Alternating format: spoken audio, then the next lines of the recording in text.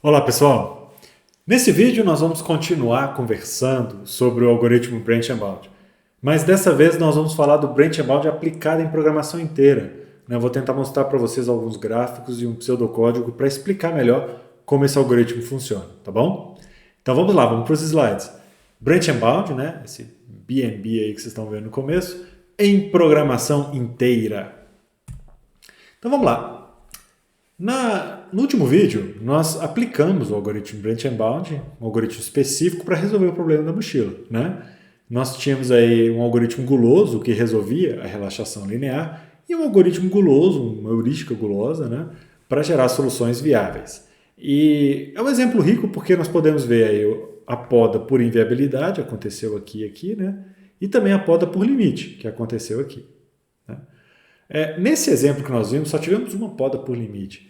Mas, bom, se implementarmos um bom Branch and Bound, que conte com bons limites, nós vamos ter essas podas por limite ocorrendo com grande frequência. E eu diria que o algoritmo Branch and Bound é um jogo, ele se baseia num jogo de limites. Se os limites forem bons, o inferior e o superior estiverem muito próximos, nós vamos ter muita poda. E quanto mais poda, melhor. Porque significa que nós teremos que pesquisar menos itens na árvore, não é verdade? Quanto menos nós tivermos que avaliar, melhor. Então, o objetivo é ter limites melhores. Existem várias técnicas para melhorar esses limites e nós vamos estudar várias delas no decorrer da disciplina. Mas o foco desse vídeo é falar um pouquinho do Branch and Bound aplicado em programação inteira, não necessariamente chegar até um Branch and Cut, mas, enfim, pelo menos dar alguma ideia do que acontece. Não tem muitas diferenças sobre o que nós vimos aqui não. Talvez uma diferença relevante, compense mencionar, é que em geral a gente estabelece limites para as variáveis. Então aqui a gente faria x1 igual a 1, x2 igual a 0 aqui, na hora de fazer o branch. Um valor igual a 1, um valor igual a 0. Bom, isso é válido para variáveis binárias. Mas o que a gente geralmente faz é que um branch vai ter o x1 maior ou igual a 1, e no outro branch o x1 menor ou igual a 0. O que para variáveis binárias dá na mesma, mas quando eu tenho variáveis inteiras isso muda um pouco. Fora isso, as diferenças são mínimas. Nem sempre eu vou ter a presença de uma heurística para gerar soluções viáveis, mas as heurísticas ajudam. E enfim, vamos para o próximo slide discutir isso aí com calma. Então, ok, vamos lá.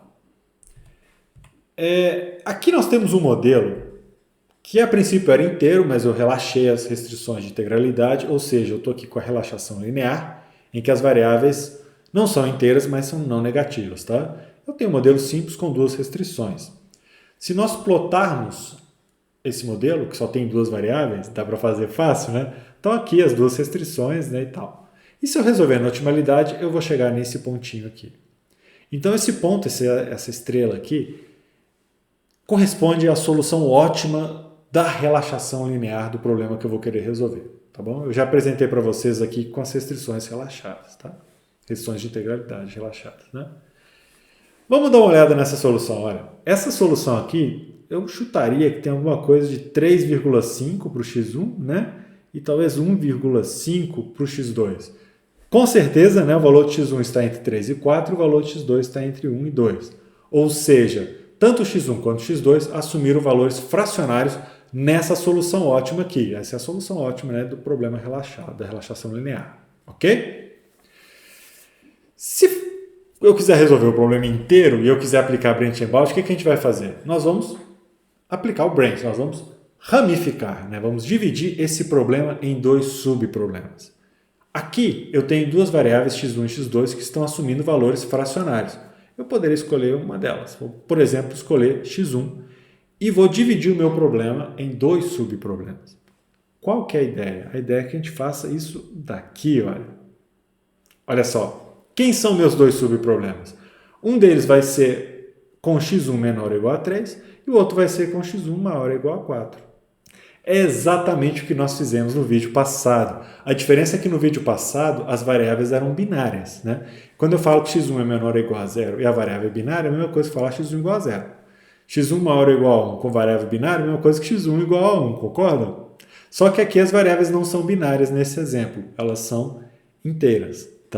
Então, o branch seria isso aqui. Eu vou ter um subproblema em que x1 menor ou igual a 3 e um outro subproblema em que o x1 maior ou igual a 4. Qual que é o efeito do branch? Olha que legal. o nosso gráfico tinha uma área de visibilidade muito grande, né? Vou voltar aqui para vocês verem. Tá aqui a área factível, digamos assim.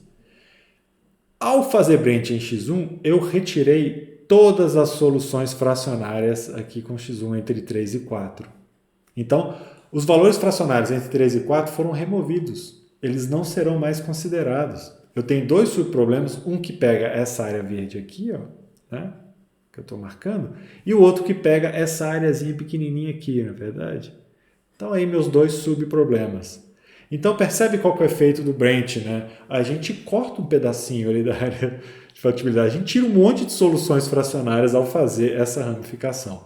Claro que eu fico com dois subproblemas, né? E, obviamente, que esses dois subproblemas estão incluídos, a região factível, os dois subproblemas estão incluídos, né, no problema que gerou esses dois subproblemas, obviamente, mas nós temos essa vantagem aqui que eu queria mostrar para vocês. Então, cada vez que eu faço o branch, eu estou tirando várias soluções fracionárias. Tá? Essa é a ideia, é isso que a gente faz em programação inteira. Né? Vamos lá, deixa eu mostrar para vocês agora o pseudocódigo do que seria um branch and bound em programação inteira. Para isso eu vou introduzir rapidamente aqui uma notação. Tá? Então qual que vai ser a notação? Eu vou chamar de P0 o problema original. Okay? L vai ser a lista de subproblemas que eu tenho que resolver, que na prática são nós que eu tenho que avaliar, né, na minha árvore.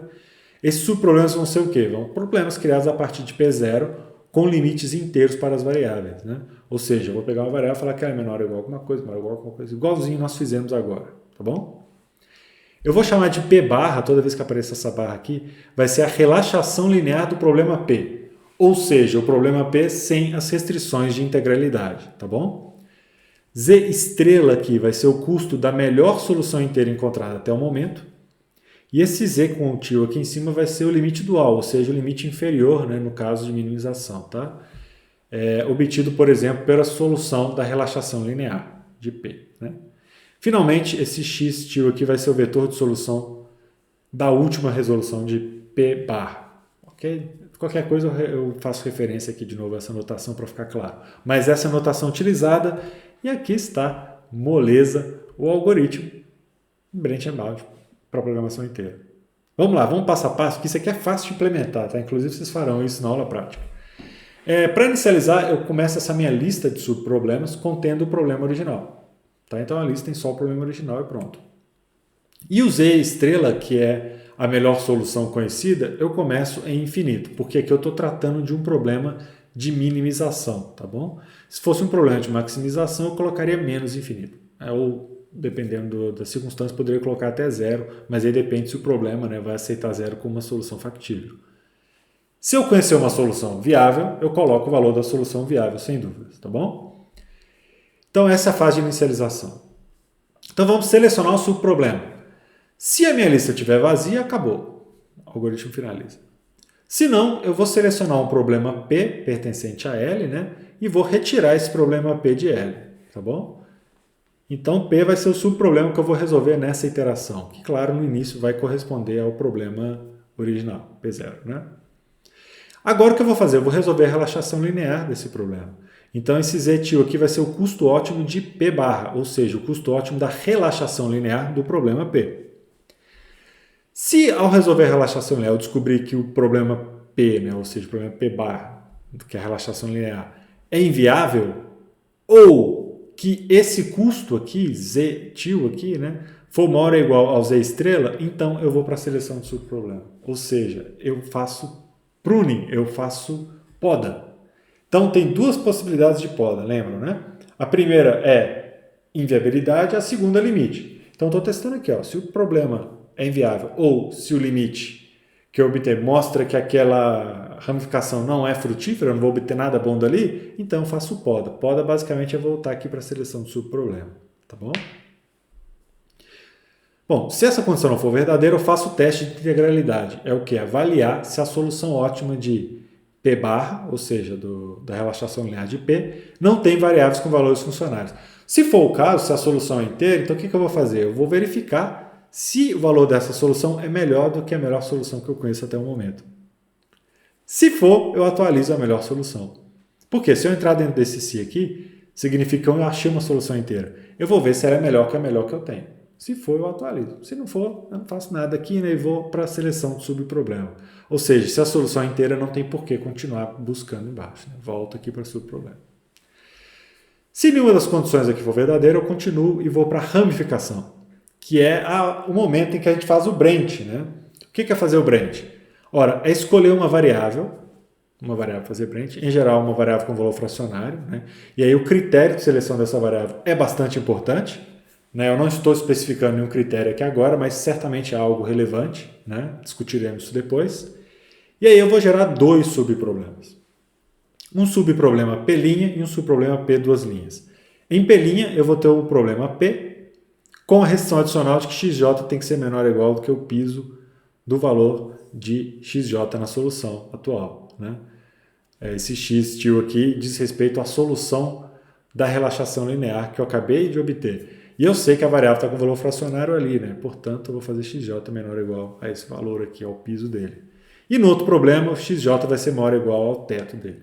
Então, por exemplo, se o valor de xj nessa solução for 3,5, eu vou ter um problema em que xj vai ser menor ou igual a 3 e um outro em que xj vai ser maior ou igual a 4. Perfeito? Então, eu estou ramificando, eu estou criando dois novos subproblemas. E é claro, eu vou adicionar esses dois subproblemas na minha lista L de subproblemas para resolver, tá certo? E vou para a seleção de subproblema. Pronto. É isso, não tem mais nada. Fácil de implementar, concorda? Talvez tenha um detalhe ou outro, mas vai ficar aí como exercício para aula prática, né? Implementar um algoritmozinho de branch and bound na mão. É claro que na prática vocês não vão usar a implementação de vocês vão utilizar um solver, né, na maioria das vezes. Por exemplo, o Gurobi, o Seplex, eles fazem o branch and bound ali internamente, né?